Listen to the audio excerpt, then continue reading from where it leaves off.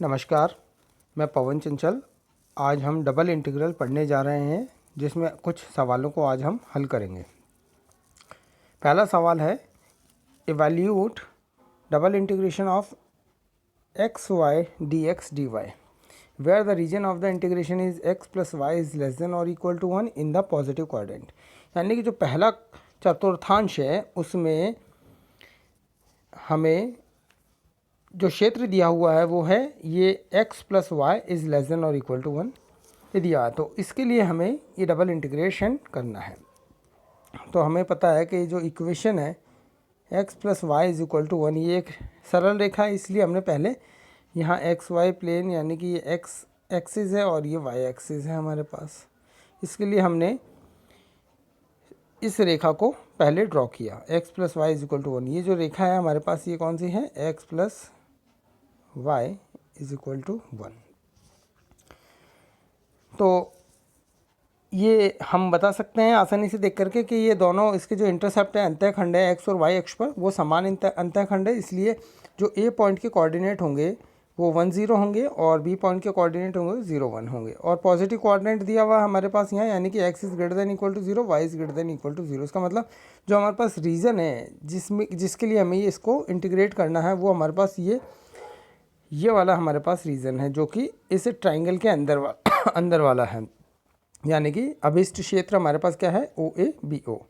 अब इसके लिए हमें x की जो और y की लिमिट निकालनी है। तो x दो तरह से हम यहाँ लिमिट निकाल सकते हैं। अगर x की लिमिट हम x एक्सिस पर ले रहे हैं तो y की लिमिट के लिए हमें y एक्सिस के पैरेलल स्ट्रिप लेनी होगी, जिससे कि पहले हम एक तरीका देखते हैं कि अगर हम x की लिमिट जैसे 0 से स्टार्ट है और x की वैल्यू कहाँ तक वेरी कर रही है, 0 से लेकर के 1 तक, इसलिए हमारे पास क्या हो गया, ये देखिए 0 से लेके यहाँ 1 तक वेरी कर रही है, इसलिए x बराबर 0 से x बराबर 1। अब y की लिमिट के लिए जैसा कि मैंने कहा हमें y एक्सिस के पैरेलल हमने कोई एक स्ट्रिप लेनी होगी, तो हमने ये स्ट्रिप ले ली। अब हम ये देखेंगे स्ट्रिप का नीचे वाला सिरा जो है वो कहाँ किस पर है और ऊपर वाला सिरा किस पर है। तो जैसे कि नीचे वाला सिरा जो है ये x अक्ष पर है, x अक्ष क्या होता है मतलब y बराबर 0, इसलिए y की लिमिट हो गई y बराबर 0। और ऊपर वाला सिरा जो है इस रेखा पर, जो कि x plus y is equal to 1 है, इस रेखा पर मूव करेगा, इसलिए y की लिमिट क्या हो जाएगी, इस रेखा से निकलेगी y की लिमिट। और इस रेखा से y का मान क्या निकलता है, y is equal to 1 minus x. इसलिए ये हमारे पास x और y की लिमिट्स हमने निकाल ली है। अब इस लिमिट के लिए हमें ये इंटीग्रेशन करना है, यानी कि डबल इंटीग्रेशन। x की लिमिट हमने यहाँ 0 to 1 रख दी, y की लिमिट भी हमने 0 to 1 माइनस एक्स रख दी। और किसका इंटीग्रेशन करना है हमें, x y d x d y. तो जैसा कि हमें पता है हमारे पास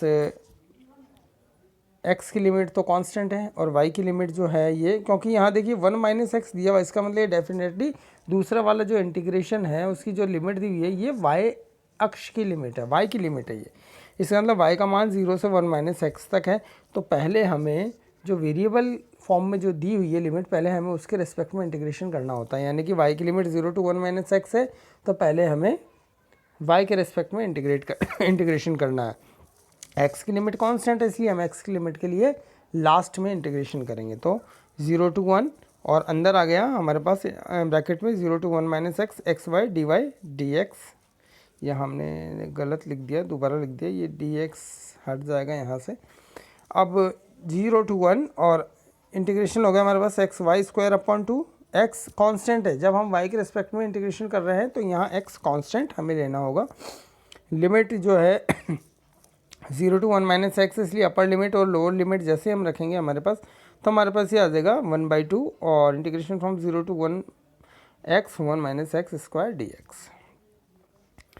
तो इसका हम सॉल्व कर देंगे, इसको ओपन कर देंगे स्क्वायर को, तो हमारे पास आ जाएगा 1/2 integration from 0 to 1 x in bracket 1 minus 2x plus x square D x. अब यहाँ हम आराम से हम जानते हैं कि इसको x का इंटीग्रेशन कैसे करना है। x डी एक्स हो जाएगा x square upon 2 minus 2x square है, तो उसका इंटीग्रेशन ये हो जाएगा।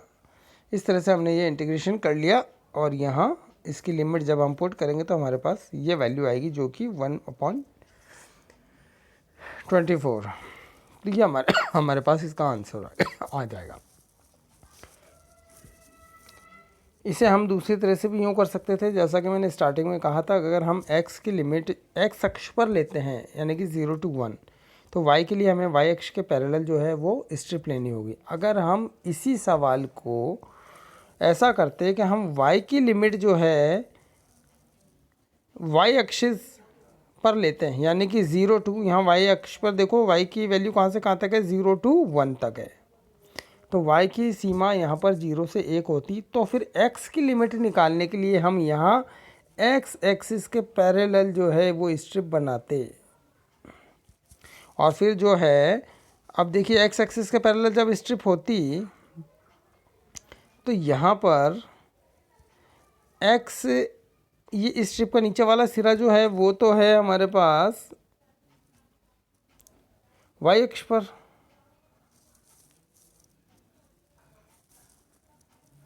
y अक्ष पर है, इसलिए फिर x की लिमिट क्या होती, y अक्ष यानी कि ये वाला सिरा तो हो जाता है x इज इक्वल टू 0, और ये वाला सिरा हमारे पास देखिए आप, ये मैं लाइन बना रहा हूँ आगे तक, ये वाला सिरा जो होता है इस लाइन पर है, यानी कि फिर y का मान क्या होता, x का मान क्या होता इस पर 1 माइनस वाई।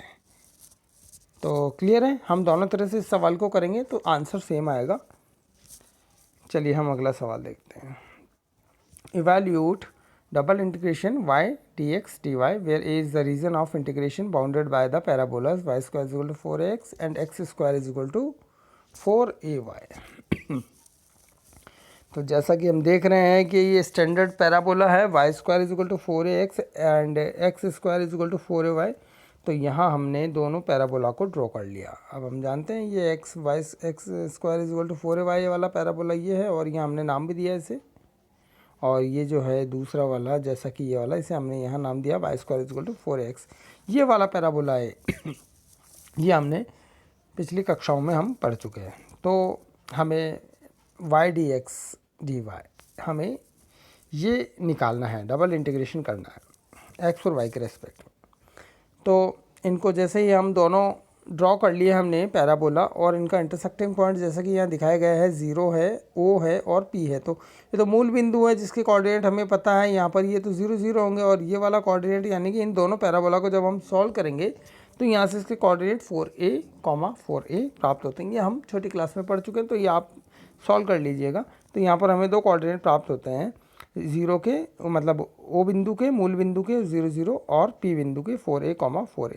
तो अब यहाँ वही बात होगी कि जैसे कि हम पहले x की लिमिट निकालेंगे तो हम देखेंगे x की वैल्यू कहाँ से कहाँ तक लाई करती है x अक्ष पर।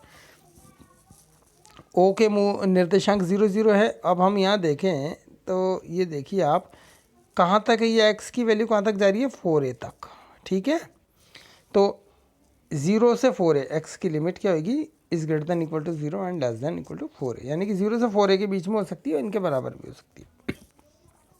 y की लिमिट के लिए जैसा कि मैंने बताया था, अगर हम x की लिमिट x एक्सिस पर लेते हैं तो y की लिमिट के लिए हमें y एक्सिस के पैरेलल एक स्ट्रिप लेनी होती है। तो यहाँ हमने y एक्सिस के पैरेलल एक स्ट्रिप ले ली है। तो अब हम देखेंगे इस स्ट्रिप का नीचे वाला सिरा किस पैराबोला के ऊपर है, वो है x square is equal to 4ay पर। तो y का मान क्या हो जाएगा यहाँ से, x अपॉन रूट 2a, ठीक है। तो ये देखिए y का मान कहाँ लेंगे हम, एक्स स्क्वायर अपॉन 4a से हाँ सॉरी, y का मान आएगा एक्स स्क्वायर अपॉन 4a, नीचे वाला सिरा इसका इस पैराबोला पर है, और ऊपर वाला सिरा जो है इस स्ट्रिप का वो y square is equal to 4ax पर है। तो y का मान आ जाएगा 2√ax। तो क्लियर हो गए। तो अब जैसे ही हम इस लिमिट को ध्यान में रखते हुए इंटीग्रेशन करेंगे, देखिए हमने दोनों लिमिट यहाँ रख दी है और इसका इंटीग्रेशन कर रहे हैं। तो सिंपल सी बात है, जैसा भी मैंने बताया था कि दूसरा वाला जो इंटीग्रल है ये y की लिमिट को शो कर रहा है, एक्स स्क्वायर अपॉन 4a से 2√ax तक, इसलिए हम पहले y के रेस्पेक्ट में इंटीग्रेशन करेंगे क्योंकि x की लिमिट्स जो है वो कांस्टेंट इसलिए देखिए हमने इंटीग्रेशन किया, सिंपल प्रोसेस है, वाई स्क्वायर अपॉन 2 आ गया, y के रेस्पेक्ट में इंटीग्रेशन किया तो इसकी लिमिट हमने यहाँ एक्स स्क्वायर अपॉन 4a से 2√ax, ये अपर लिमिट और लोअर लिमिट हम जब यहाँ रखेंगे तो ये हमारे पास ये वैल्यू आएगी। y की जगह पहले अपर लिमिट रखेंगे, फिर माइनस करके लोअर लिमिट रखेंगे, ये हम सभी जानते हैं। और फिर अब हम x के रिस्पेक्ट में इसको इंटीग्रेट करेंगे तो 1 ये आ जाएगा आपके पास। जैसे ही आप सिंपल इंटीग्रेशन है इसको इंटीग्रेट किया ये वैल्यू आएगी। फिर यहाँ 0 to 4a हम इसकी अपर लिमिट और लोअर लिमिट रखेंगे। तो फाइनली सॉल्व करने पर आप ये देख सकते हैं सिंपल प्रोसेस के द्वारा हमारे पास ये आंसर यहाँ 48/5 a³ ये इसका वैल्यू आती है हमारे पास इस डबल इंटीग्रेशन की। यानी कि जो हमें ज्ञात करना था वो वैल्यू हमारे पास क्या आ गई 48/5 a³। ठीक है, तो आज के लिए इतना ही। अगले भाग के लिए हम अगली कक्षा में पढ़ेंगे। धन्यवाद।